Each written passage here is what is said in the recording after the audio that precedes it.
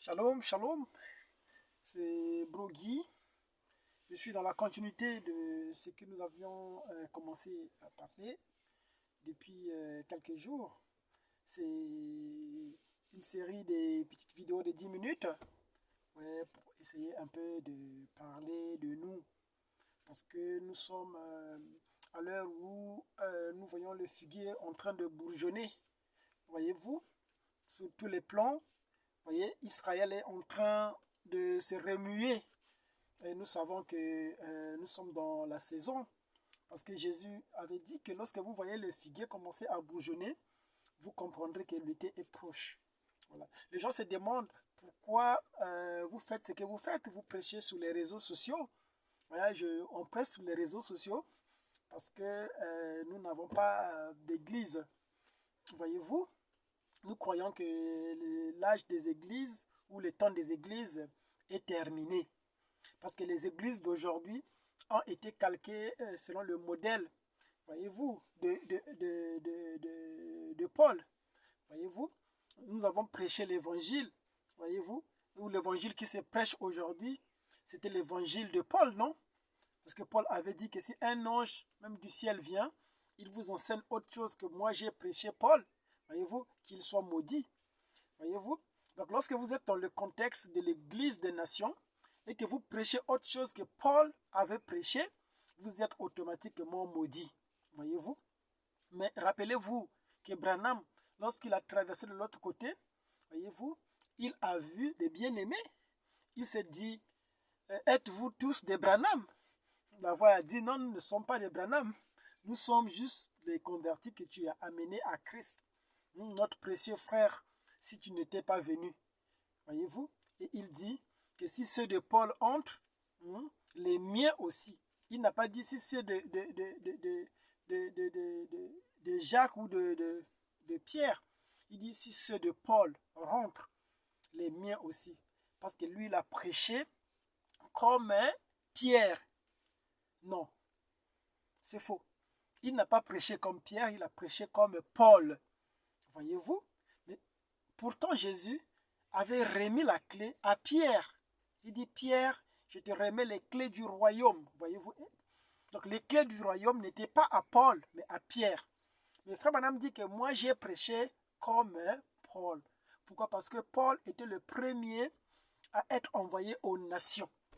Le premier envoyé, le premier messager des nations, c'était Paul. Voyez-vous, c'est lui qui devrait inaugurer le premier âge de l'Église et Branham devrait clôturer le dernier âge de l'Église. Voilà pourquoi Branham a prêché la doctrine de Paul. Voyez-vous, lorsque Branham a commencé à prêcher, Branham ne prélevait même pas la dîme. Voyez-vous, il ne prélevait pas la dîme, Branham travaillait. Parce que Branham savait que dans l'église du Nouveau Testament, il n'y avait pas besoin de payer la dîme. Parce que les nations avaient été branchées à l'olivier sauvage, avait été branché. Voyez-vous, cette branche-là était venue se connecter, voyez, sans tenir compte de tout ce qui était Israël. C'est-à-dire les préceptes, les lois d'Israël, ça ne concernait pas le monde des nations. C'était la grâce, il fallait accepter le sacrifice de la croix. Et c'est ce message-là que Branham a prêché. On a vu les prédicateurs du Nouveau Testament, non?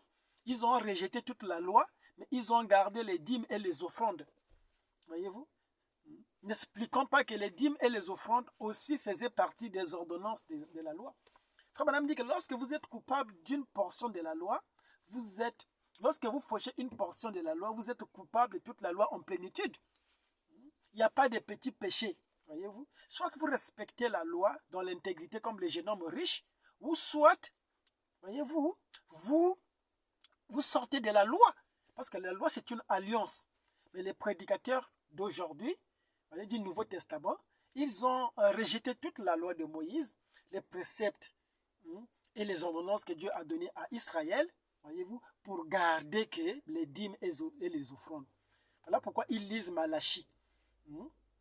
Non, vous me trompez en quoi? En les dîmes et les offrandes. Qu'ils expliquent même mal.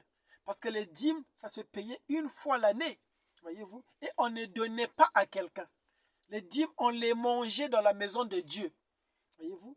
Lorsque vous écoutez, lorsque vous suivez les livres des Deutéronomes, et plutôt d'Exode, des Nombres, les Pentateuques, donc les 5 premiers livres de Moïse, il explique comment on allait utiliser les dîmes et les offrandes. Bref, c'était une parenthèse pour dire qu'aujourd'hui, c'est le jour de la liberté. Voyez-vous, on a dit que le temps des églises est terminé. On a fermé ces églises-là. Parce que lorsque les sceaux sont révélés, voyez-vous, lorsque les âges des églises sont terminés, voyez-vous, le temps des églises aussi termine. Ce n'est plus le temps de l'évangélisation. Voyez-vous, parce que Jésus avait dit, allez partout dans le monde, prêchez la bonne nouvelle, ce sont mes disciples. Voyez-vous, on devrait prêcher l'évangélisation jusqu'au temps de la fin. Voyez-vous, lorsque les sceaux sont révélés, on avait montré déjà, voyez-vous, que le temps des nations est terminé, la porte est fermée, il n'y a plus personne qui peut être sauvé. Parce que ceux qui devraient être sauvés sont déjà sauvés. Lorsque la dernière brebis entre, la porte est fermée. En ce moment-là, il n'y a plus de salut pour les nations. C'est ce que nous croyons. Voyez-vous, et nous vivons ça. Voilà pourquoi nous ne croyons plus à aller dans le monde des églises. Parce que le monde des églises aujourd'hui, c'est quoi? Je vais dire que c'est de la tromperie. Voyez-vous? Parce que aujourd'hui, lorsque les grains, voyez-vous, arrivent à la maturité, le grain est retranché du champ, qui est l'église, pour être amené dans le grenier qui est l'enlèvement. Voyez-vous? Donc nous ne faisons plus partie de l'ordre des églises. Voyez-vous? Parce que nous savons que lorsque le grain arrive à la maturité, il est recueilli par la moisson et il devient un écoutez-le, un fils de Dieu manifesté. Voyez-vous? C'est ça la liberté, non? Nous croyons en la liberté aujourd'hui. Voyez-vous? Or, rappelez-vous que la loi de la liberté, c'est quoi? C'est que lorsqu'on proclame le jubilé, ça veut dire que tous doivent entrer dans la liberté. Mais lorsque une personne volontairement refuse la liberté, ce qui se faisait, c'est qu'on prenait un pinceau, voyez-vous, et on agrafait son oreille pour dire que la personne acceptait d'être esclave et il ne pouvait plus sortir. Vous voyez pourquoi tous ceux qui ont refusé aujourd'hui la liberté, ils sont devenus prisonniers dans les églises. Voyez-vous, là où il y a des grincements des dents. C'est ça l'enfer, non? Lorsque Frère Branham est descendu en enfer, n'est-ce pas que Frère Branham a vu des femmes, non? Qui criaient « Ouh, ouh ». Mais lorsque vous descendez dans le monde des églises, c'est ce que vous entendez, non? Des cris comme Frère Branham a entendu en enfer. Des gens qui sont là, Seigneur, qui crient, qui poussent des cris. Voyez-vous? C'est des grincements des dents. Est-ce que vous vous êtes posé la question, pourquoi Frère Branham n'a vu que des femmes là-bas en enfer? C'est pour dire qu'il n'y a pas d'hommes en enfer. Voyez-vous? Mais Frère Branham n'a vu que des femmes. Et vous savez, vous les fils de la révélation, que la femme symbolise toujours l'église. Et c'est là où il y a des grincements des dents. Voyez-vous, des jeûnes et des prières. Parce qu'en ce jour-là, lorsque le trône, lorsque l'autel, le sacrifice est retranché sur l'autel, voyez-vous, Frère Branham dit que le trône est rempli de fumée. Ça veut dire que les prières ne peuvent plus être entendues. Voyez-vous, Dieu n'exauce plus les prières. N'écoute plus les méchants. Les méchants, ce sont ceux-là qui n'ont pas reconnu le jour et son message, qui n'ont pas reconnu que l'arche de Noé est terminée. C'est comme Johnny le Corbeau. Voyez-vous, Johnny le Corbeau était attaché pendant les 7 âges de l'église. Voyez-vous, au temps de la fin, un bon samaritain passait. Voyez-vous, Wemebe passait par là. Il a pris un ciseau, il a coupé le fil. Il a dit, Johnny, le corbeau, tu regardes là? Il y a la tempête qui approche. Allez, prends ton envol, vas-y. Johnny le corbeau est resté là, alors que tous les oiseaux étaient en train de partir vers le sud, vers le midi. Voyez-vous, Johnny le corbeau est resté là, attaché dans son esprit, alors qu'on avait coupé la ficelle. Voyez-vous? Donc, malgré qu'on a coupé la ficelle, Johnny le corbeau est resté là, attaché dans son esprit. C'est comme ça que sont aujourd'hui devenus les membres des églises. On a proclamé la liberté. On a dit que ces choses-là sont finies. Mais les gens, ils sont toujours là. Matin, midi, soir. C'est des prières, c'est des jeûnes. Vous les faites en vain. Parce que le sang n'est plus sous le trône. Je sais que c'est très difficile de prêcher un message comme ça. Mais je crois qu'aujourd'hui, Ce n'est pas le message de la grâce qui va se faire quelque chose. Parce que lorsque la grâce termine, parce que la grâce n'est pas éternelle, voyez-vous, la grâce a commencé à la croix et ça devait être clôturé à l'ouverture des mystères. Voilà pourquoi il est important de comprendre le septième sceau. Parce que lorsque le septième sceau est révélé, voyez-vous, nous quittons la dispensation de la grâce pour celle du jugement. Voyez-vous. Et lorsqu'il se présente en nous, vers nous, il vient avec cette perruque blanche comme les juges en Angleterre. Alors sachez qu'en ce temps-là, il n'est plus votre sauveur, il devient votre juge. Et savez-vous que c'est les saints qui jugeront le monde? Voilà pourquoi nous sommes toujours en train de parler des fils de Dieu manifestés. Ouais, ça, c'était un briefing que j'ai fait parce que je voudrais parler. Je suis toujours dans le contexte de l'épître aux Bantous. Voyez-vous, dans une épître, il y a beaucoup de chapitres. Donc, aujourd'hui, j'aimerais parler un peu de la civilisation des extraterrestres. Voyez-vous, pourquoi les gens, en construisant des pyramides, en voyant les pyramides, n'ayant aucune explication, comment les Égyptiens, avec quelle technologie, ils ont pu construire ces pyramides,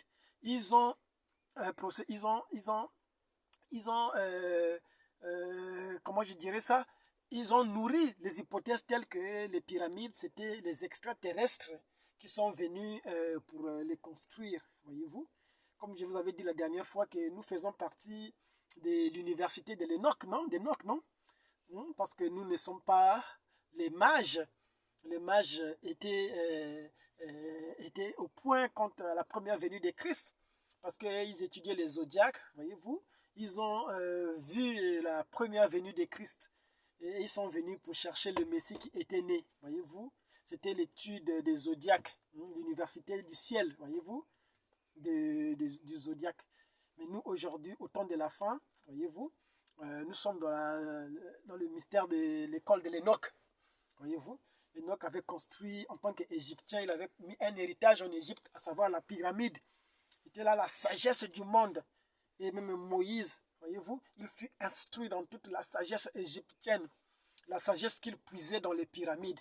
Voilà pourquoi j'aime dire que nous sommes en train d'étudier dans l'université d'Enoch.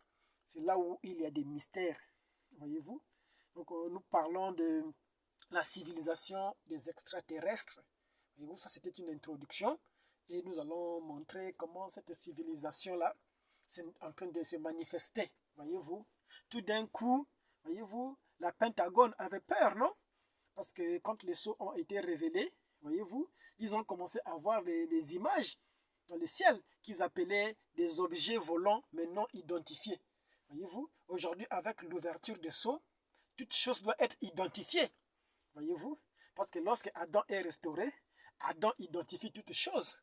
Adam nomme tous les animaux. Voyez-vous, lorsque Adam discerne ton caractère, voyez-vous, il te colle une nature. Il dit que toi, parce que toi, tu aimes sauter d'un arbre à un autre, tu es un singe. Voyez-vous, toi, parce que tu aimes ramper, toi, tu es un serpent. Donc, nous sommes en train nous allons parler de la civilisation des extraterrestres. Voyez-vous, montrer qui sont les ovnis. Voyez-vous, l'ordre des extraterrestres, ça veut dire des fils de Dieu manifestés. Des fils de Dieu qui ont été sur la montagne et que la voix a rendu témoignage que celui-ci est mon fils bien-aimé, écoutez-le. Voyez-vous, parce qu'aujourd'hui, nous voyons beaucoup de personnes qui travaillent, non? Voyez? Ces personnes-là, ils travaillent parce qu'ils attendent un salaire. Voilà pourquoi ils reçoivent des salaires. Ces grands prédicateurs-là qui ont travaillé, ils ont reçu beaucoup d'argent. Les Oral Robert, les Billy Graham, ils ont reçu leur salaire. Mais remarquez que c'est le serviteur qui a droit à un salaire. Mais le fils, quand il parle, quand il travaille, parce que le fils aussi travaille dans la maison de son père, voyez-vous, lorsque le fils travaille dans la maison de son père, il n'a pas besoin d'un salaire, voyez-vous. Nous ne récoltons pas les dîmes et les offrandes, on n'a pas besoin. Nous travaillons gratuitement parce que nous faisons notre propre travail. Voilà pourquoi Jésus disait, il est mieux que moi je m'occupe des affaires du Père, voyez-vous. Pas de mon maître, mais les affaires du Père. Aujourd'hui, nous sommes dans le mystère des affaires du Père. Voilà pourquoi nous avons quitté l'ordre des églises pour entrer dans la civilisation des extraterrestres. C'était un chapitre que j'ai ouvert. Je vais continuer à apporter des éléments pour étayer ce chapitre. Honneur à la ville. Merci beaucoup.